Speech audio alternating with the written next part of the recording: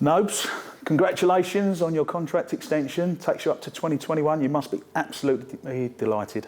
Yeah, obviously it was an option in my contract that I signed a few years ago now, and it's just an extra year. Do you know what I mean? Which is fantastic for me and the family. Obviously I've been at this club all my life, so it probably takes me sort of it does take me to the end of my career, sort of 34 going on 35, and I've always said I wanted to be at this club, and I think at the minute it seems like we're sort of moving in the right direction, so it's the right time to do it. So that means 17 years, the end of the contract, 17 years in the first team, which would be, in today's modern game, an incredible achievement. At one club, obviously. Yeah, of course. I mean, we was just saying off camera, weren't we, that how quick it goes. I remember getting a call up, as in when I was in school, from Glen Roder to come and train in half term with the first team with Joe Cole and Johnny Monks, Steve Lomas, Paolo, Trevor Sinclair, Michael Carrick, and I was only a young kid at the time. And you know, like I still remember that excitement of being in the indoor gym at Chadwell Heath and training with them players, and now I'm 31, going on 32, and I've been here all my life. We was talking about it off air when we were just saying, you know, like I had the same thing at West Ham. I trained with the first team, everything went down there as a 15-year-old. And we're saying how quick it goes. You know, 1 minute you're 17, 18, next minute you're coming up, and this, you know, this possibly could be your last contract, couldn't it? Hopefully there'd be more, but it could be, couldn't it? Yeah, I mean, look, I've always said that, and you've said to me, Tone, and a lot of other play as long as you can. Yes, play as long as you can. Play as long as you can. But I'll try and play as long as my body lets me play. You know, I want to end hopefully at the top level at this club. And to be honest, when you're sort of 32 in the summer, still got a couple of years left on your contract, I see it as sort of a duty that the likes of Declan Rice and Grady and players coming into the team, especially. Obviously, my son's in the academy, so I go and watch the youth team boys a lot. Go and watch the academy boys and talk to the coaches, and I sort of feel that I owe the club that. You know, I owe the club to be around, and what better person to ask the question than me? I've done that. I've been through the youth team, played in the reserves, played in the first team, and come through the academy and done everything at this club. So what better person for a young player to come and ask me what it's like to go through that experience. It's a fantastic club. Where does your love of the club come from? Did it come from your dad? I'm guessing it comes from your dad. You know, when did you first go over to watch the Hammers?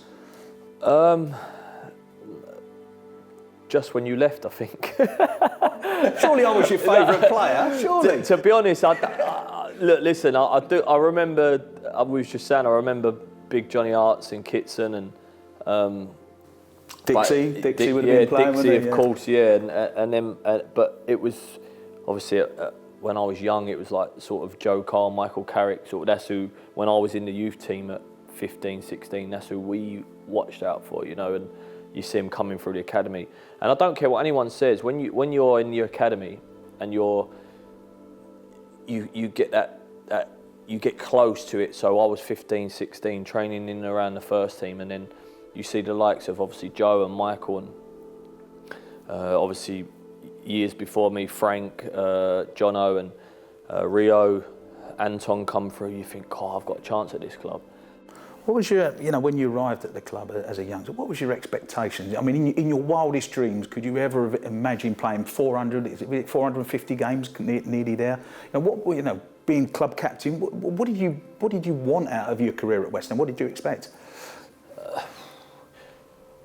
Do you know what? It wasn't. It was really strange because I was from around the corner and I grew up supporting West Ham, of course, but a lot. Mine was just the adulation and the.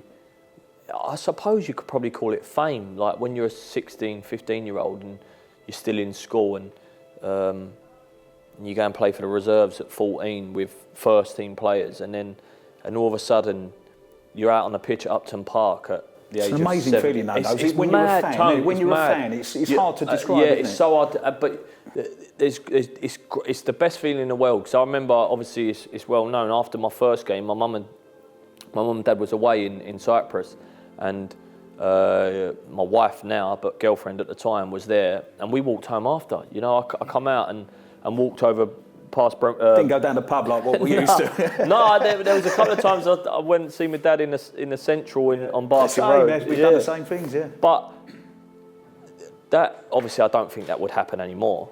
That feeling, when I played that Southend game, come on for 20 minutes, and you know when you come on, you've been there, Tony, so you know, and you look round and you think, oh, I'm on the pitch. Yeah.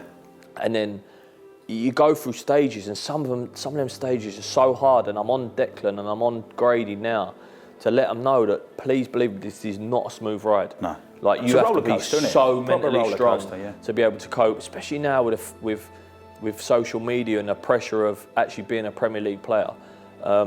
It's immense, and if you can't cope with that, that's why it's not for ability most of the time, it's being able to cope with the pressures of now having to win. When you get left out of the team, it's the most horrible feeling in the world, isn't it? Getting dropped or left out and that, you know. But what I like about you, Nobes, you don't moan about it. You don't go crying off to the pressure. You get your head down, you work harder, you get back in the team, and then you become the best player again. You know, but it's not easy to do that, is it? No, because, and that's the, like, I've always thought about it, because there's always times where you get a slight knock in training and you don't train a couple of days, and then you're sub.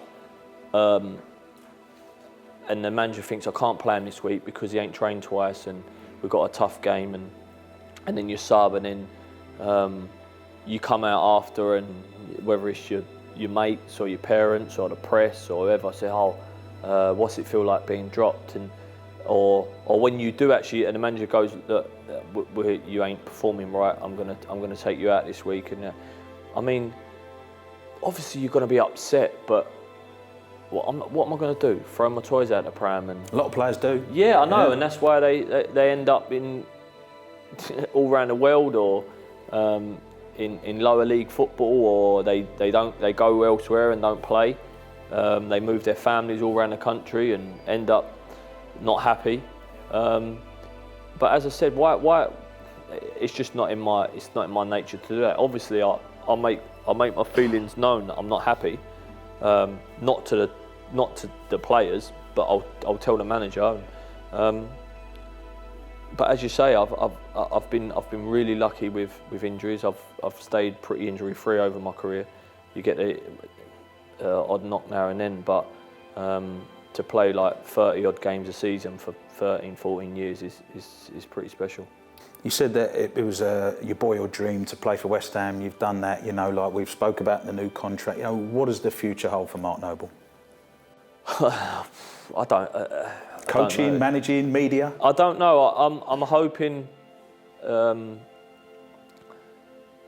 you know what? I just hope the club keeps moving in the right way. Hopefully, in the future, I can be a part of that.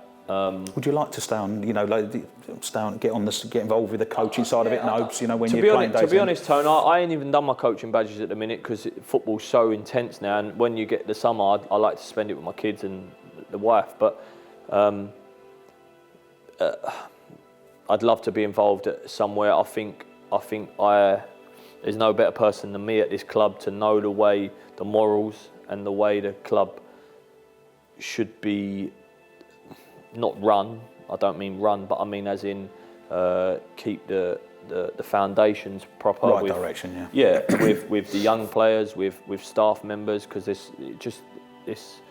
Premier League now, and especially at West Ham, it's been like a conveyor belt of new managers, new staff, new players. But someone needs to keep the foundations right and the morals right.